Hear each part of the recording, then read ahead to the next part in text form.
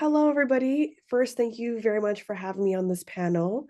My name is Adriana, and I'm a fourth-year student at the University of Toronto, currently living in Toronto, and I'm double majoring in physiology and human bio. And I was once a Kawasaki disease patient.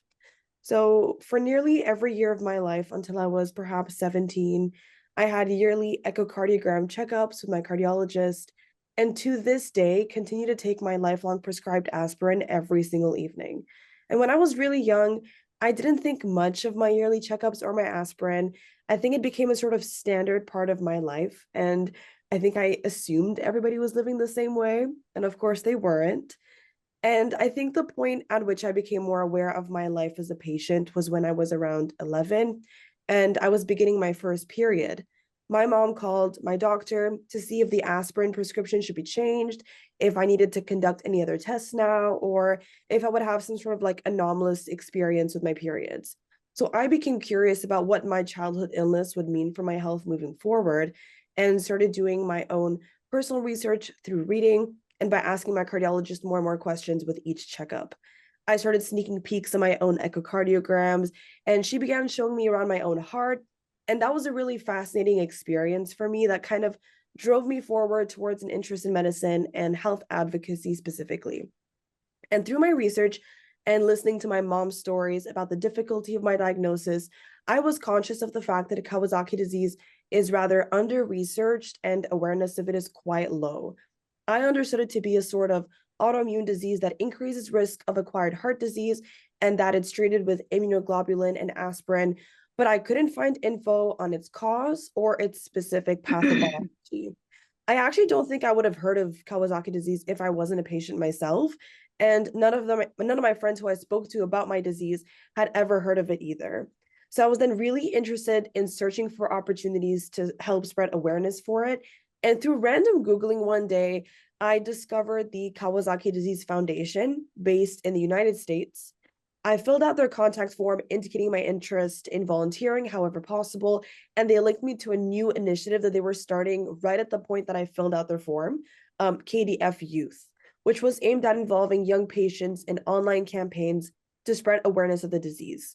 And I met four other amazing young girls near my age who either had a personal experience with Kawasaki disease or had a patient, or had a sibling with KD. We were working together to kickstart KDF Youth and launch different initiatives to maximize awareness. And their Instagram is at KDF Youth, and you should all check it out. And I was responsible for the Twitter account and the KD Fact series, for which I researched and gave bite-sized facts about the disease for people to learn from.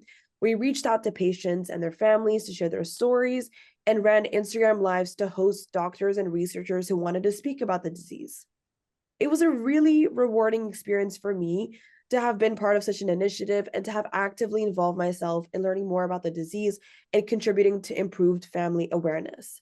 We all know early diagnoses are critical to better patient outcomes, but they're difficult to achieve without proper awareness of various diseases. Kawasaki disease is one such disease for which early treatment is critical.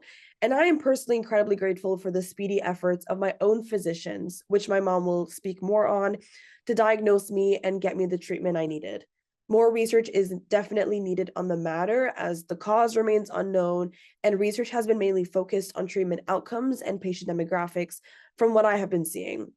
And from what I've learned in my own studies in undergrad, rare diseases don't often get much traction in research funding, but I believe it would make all the difference in the world for many families around the world to discover more about the causes and progression of the disease in order to be able to tackle it early and empower families with the knowledge to protect their children. So my positive experience with my own doctors and my passion for patient advocacy have both actually motivated my own interest in medicine. And moving forward in my life, I'm continually interested in learning more about Kawasaki disease and contributing to research and awareness efforts to improve patient care and promote early diagnosis. Thank you very much. Thank you very much. Now I'm going to ask Ms. Guri, the mother of Adriana, to talk to us. Good morning. Hello. Thank you for inviting me to this panel. My name is Carla, and I'm a full-time mother of three. Our firstborn, Adriana, who's here with us today, was diagnosed with Kawasaki disease when she was only 9 months old. What started out as a simple gastroenteritis turned out to be something much more serious than that.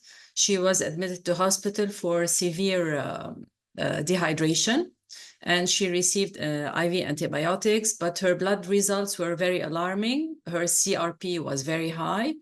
Her red blood cells were low. She was anemic with a very high count of white blood cells. She stayed in hospital for a week. And at that time, she was very irritable. We were sent home because she was hydrated and continued her treatment with antibiotics orally at home. 2 weeks later, her blood tests still weren't good. So her doctor asked for a panel of physicians and mentioned his fears of Kawasaki disease. The doctor said that it's probably not. She didn't have the symptoms. And they concluded it was probably a leukemia because of her white blood cells. So at the end of week 2, we started a new series of blood tests. She had a heart ultrasound, which showed no abnormalities, but the insurance refused to pay for the biopsy because they said that the blood tests weren't conclusive of leukemia. So we were sent home again on week 2. By the end of week 3, Dr. Radi, who's our hero, he called us for a meeting and mentioned his suspicions about Adriana having Kawasaki disease. At first, we thought he was joking because we've heard of the Kawasaki bikes. We never heard of Kawasaki disease, but he wasn't. And he asked us to have another heart ultrasound at the end of week 4, which we did. And it confirmed his fears, as Adriana had several aneurysms in both her coronary arteries, which reached 8 millimeters in some areas. So we were rushed to Hôtel Dieu de France, where she received several shots of immunoglobulin over a period of 48 hours. By then, her blood results were good. And only then her physician, cardiologist, Dr. Linda Dow, said that there is no vital risk on her, thankfully. And during those 2 weeks, she stayed 2 weeks in hospital. During those 2 weeks, Adriana was having daily electrocardiograms, ultrasound every other day. And till we finished the 6 weeks of the disease, because they say that it's the critical period of the disease was 6 weeks. So when she finished her 6 weeks, she was sent home, and her the heart was intact, the muscle was intact, thankfully. So for 15 months, she was having monthly checkups, electrocardiograms, ultrasounds, and blood tests to check the thickness of her blood. She was put on aspirin and on Centron. I think you have another name for the blood thinner. And then 15 months later, we did her first catheterization, which showed a stenosis between 2 aneurysms in the right coronary artery. Dr. Zakia Saliba performed the catheter. We had to back the results up with a stress test and the scintigraphy that showed that the activity was normal. But then Dr. Dow sent her file to Necker Hospital in Paris because they thought that in case she needs a stent because of the stenosis, we will have to do it outside of Lebanon at the time. So she sent the file to France, and we sent her file to Melbourne Children's Hospital, and we took an appointment there. But Professor Sidi at Necker, when she turned 17, we did her last catheter, and she was declared as a fully recovered patient. Thank you guys so much for your presentation. I felt that there was a theme between, I'm talking to the parents now, Adriana. I felt there was a theme between the two presentations.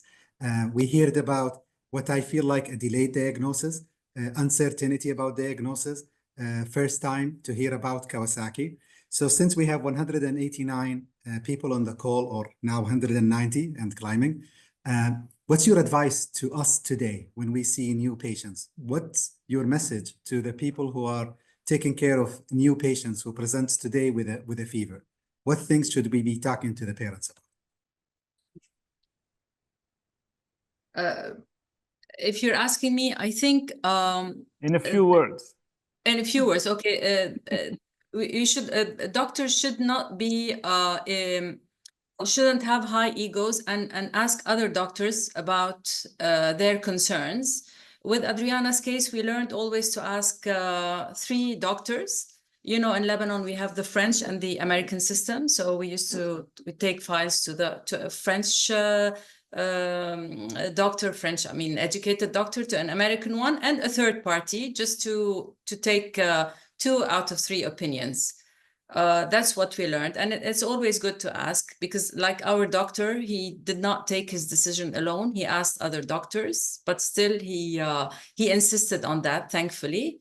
And he was in contact with Dr. Linda Dow, and that's how we got the diagnosis for Adriana.